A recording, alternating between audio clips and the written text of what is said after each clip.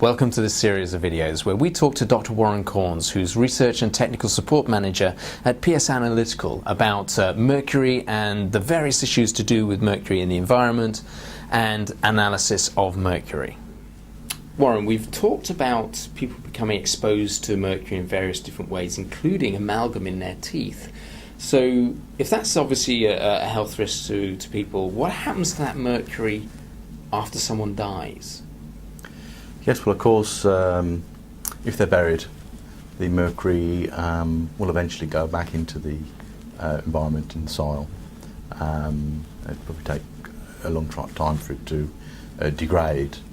But of more concern is actually during cremation, because during cremation the dental amalgam will vaporise and be emitted up the crematorium stack.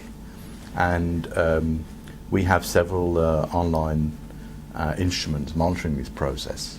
What we typically see is after about 30 minutes into the cremation at a particular temperature, we have a huge mercury spike, sometimes close to saturated levels, which is the order of milligrams of mercury per metre cubed of gas.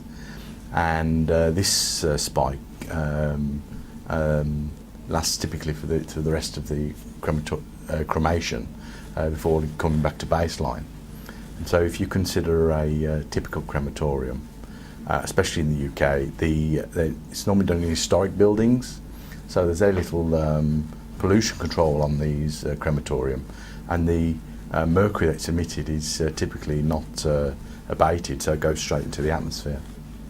Well, obviously a lot of people die every year, so that must add up. If you're talking about micrograms per cubic metre and it going on for 40 minutes, we're talking about a large amount of mercury across a whole population over a year. Yes, we're talking tonnes of mercuries per year.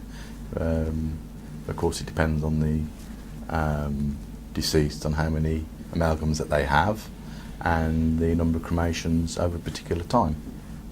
So that's a lot of mercury into our environment. Yes, it is.